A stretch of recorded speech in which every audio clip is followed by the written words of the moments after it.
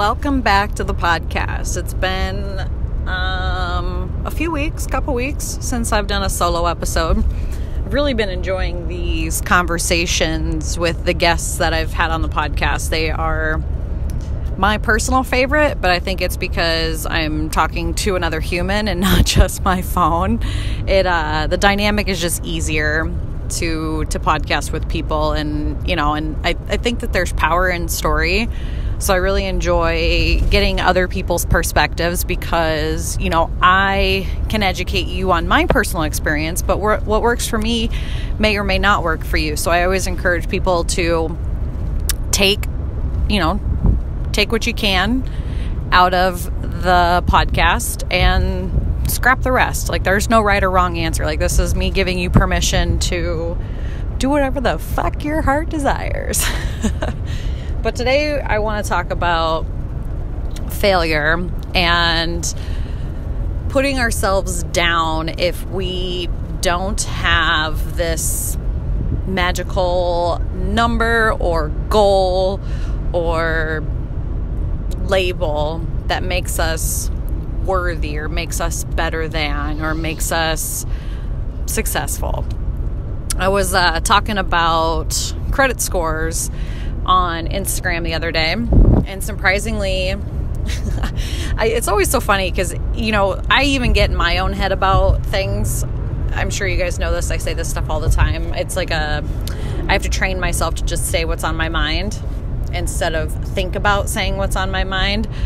And it's a practice. Each day it gets easier and easier. And so the other day, I have these weekly updates for my credit score because I'll be honest, I'm really good at learning things the hard way. And so I've had the shit credit scores, and I've had, credit cards turned down, applications turned down because my credit was shit, or I've had loans turned down because my credit was shit, or I've had higher rates because my credit was shit. And so that was a goal of mine several years ago, to rebuild my credit. I was not smart with money when I was younger because I never had money. I just spent it. And when somebody gave me a credit card, it was like dollar signs flashing in front of my face. So I just thought, yeah, let's spend. And you don't really think about having to pay that back afterwards. And so I was that person that as soon as I had available credit on my credit card, I was like, boom, let's spend some money. Boom, let's spend some money. And then I did not realize the hole that I was digging myself. And so today I have a very different mindset when it comes to credit, when it comes to debts, when it comes to paying things off, and just money in general. I know a lot of people, women in particular, get very weird when we talk about money or credit scores. Like, we feel really icky. And I don't know, two things come to mind. One is, I think we're just not educated, so we don't want to feel stupid. Like, we never want to feel like we don't know what we're talking about. And then the other thing is shame. Like, maybe we have bad credit scores, or maybe we have bad money management skills, or maybe we just avoid money altogether. And so there's a lot of shame around the topic, so we just avoid it, pretending that if we just don't look over there, maybe it will go away.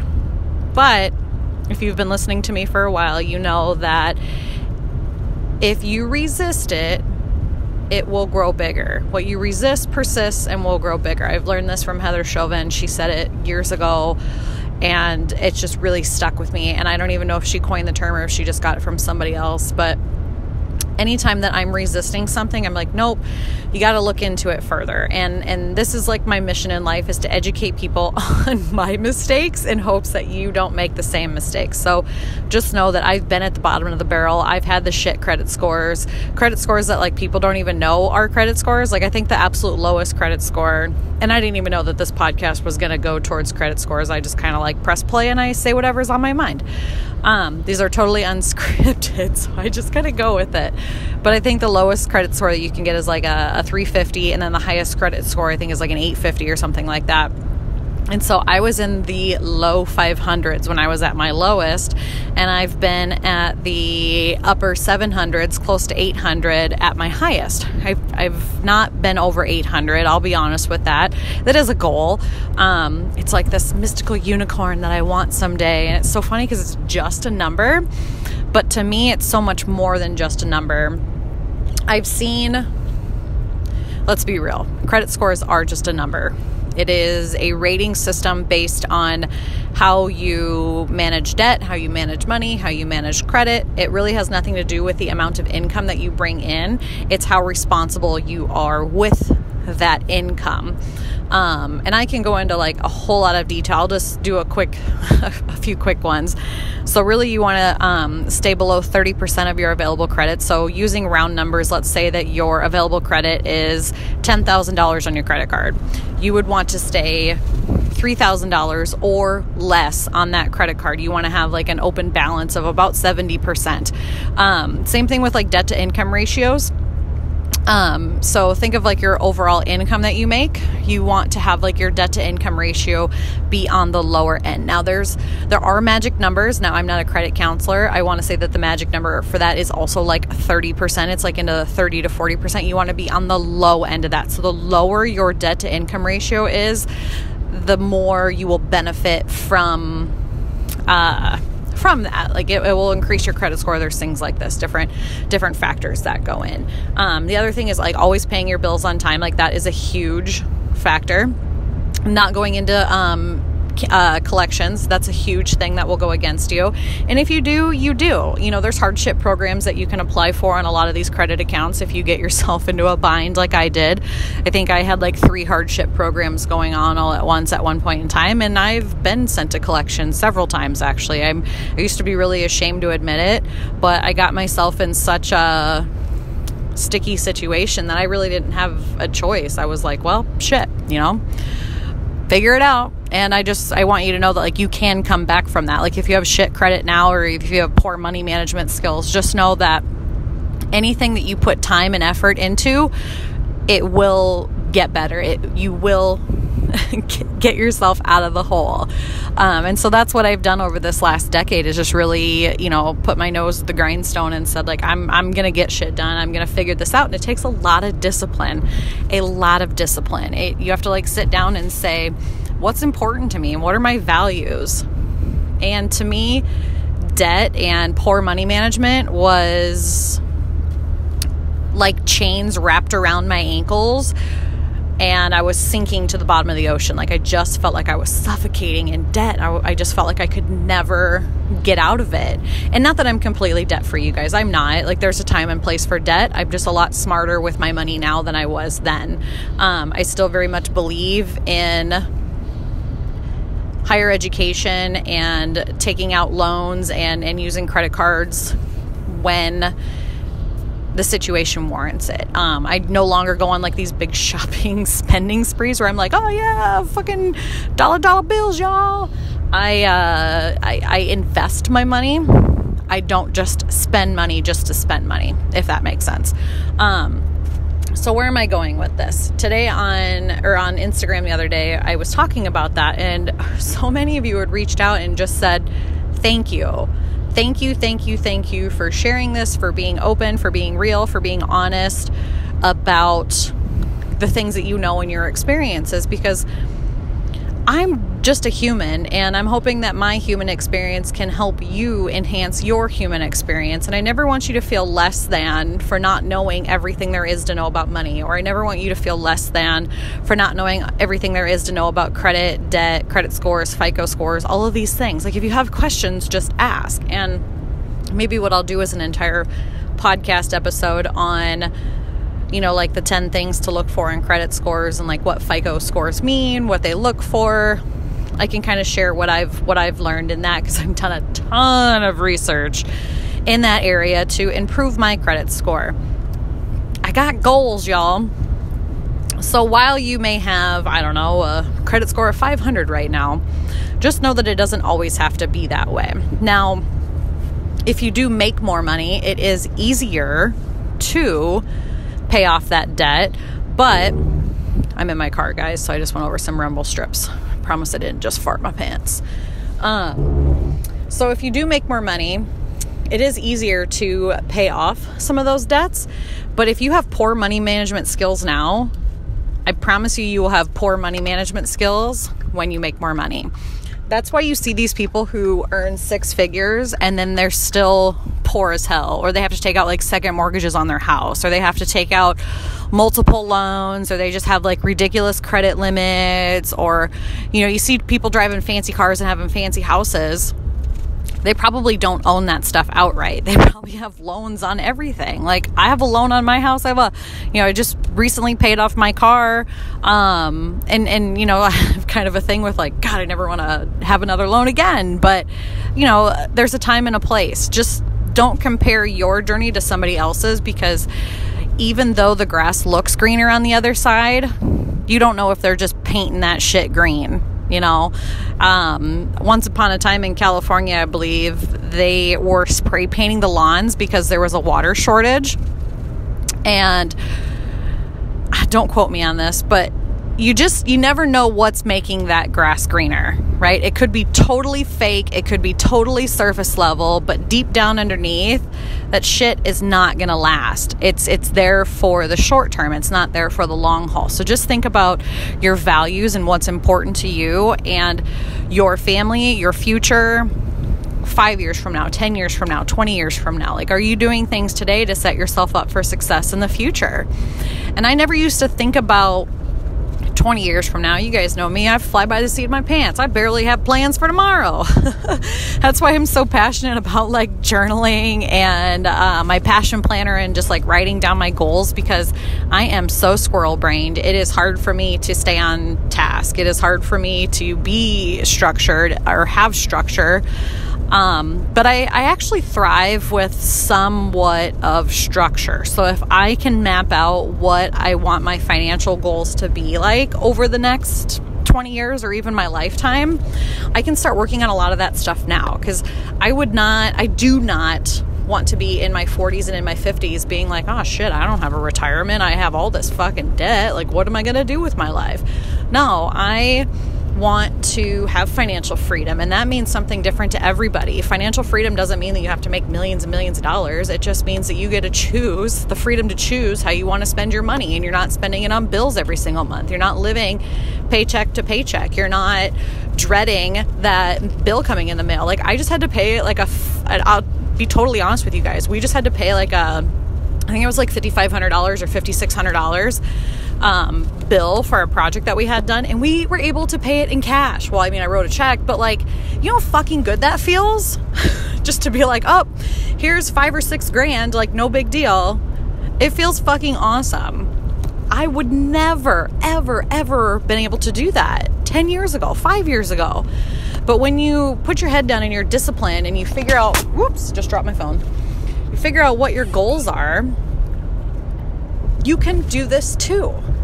You can go to the bank and be like, I want to loan XYZ money. And they'll just be like, yep, looked up your credit score, 800, boom, you're solid. And then you can have that stuff. And it feels good when other people, like the banks and things like that, trust you with money. It shows that you're being responsible. And let me tell you, I was very, very irresponsible. I mean, come on now. How many times have I been in jail? Got 2 DUIs. Like, I could have been a total fuck up, but instead, each mistake I've ever made in my life, I've just learned from it. I'm like, okay, well, don't write bad checks and hope that nobody catches you. Like, don't live off of the number that you see in your checkbook. Like, think further ahead. Like, don't drink and drive. Don't do these stupid shit. I always learn things the hard way. So, gosh, I never thought I'd end up talking about drinking and driving and shit when I'm talking about credit scores, but here we are, squirrel brain. So take a look at your financials, take a look at your future, sit down, look at your debts, look at your income. And sometimes it's a hard decision to make, but you might have to sell some shit or get rid of some shit if they don't align with what your values are. I know so many people will go out and buy brand new cars. They can't afford it. They can't afford it.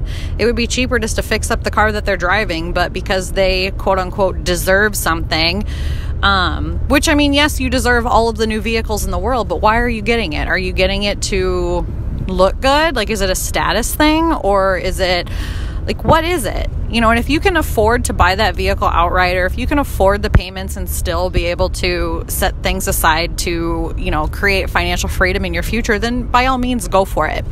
But if you're sitting there and you're crunching numbers and you're like, man, I don't know how I'm going to swing this, don't do it. It's the same thing with like people being house poor. Just because the bank says that you can buy a $500,000 house does not mean that you should go out and buy a $500,000 house. Like, you have to sit down and look at your expenses each month and say, can I realistically afford this with what my goals are? And a lot of times the answer is no. And then what? And then you have to sit with that discomfort instead of like swallowing your pride and doing it anyways. I guess you would swallow your pride and not do it. And just lower your budget. I mean, how good would it feel to be financially free versus like being stuck with something for 30 years that you're like, fuck, I'm never going to get out of this hole that I dug myself. So just start to think like next level. And one thing that I always do when I'm like online shopping or things like that, because I'm like, I don't know, I have like an addiction to shopping. Like, it's just so easy to shop online that I'm like, click here, buy now, click here, buy now. Like, fuck, I just bought fake lashes online the other day. Actually, I saw them for like over 2 weeks, and finally I was like, all right, I'm buying them. I didn't buy them on the first try because I always sleep on things now. I always sleep on big decisions or even little decisions. Like, if I put a couple $100 in my Amazon cart, I will not buy it right then and there unless I absolutely know it's a need. I will let it sit in that cart for 24 hours, 48 hours, 72 hours, a week. And then if I'm like, yes, I still need this, then I'll buy it. I don't impulse buy anymore. And I'm telling you, that has saved me so much freaking money. And then at the end of the month, my extra money either goes into our savings, which we have 3 savings accounts. Don't ask me why.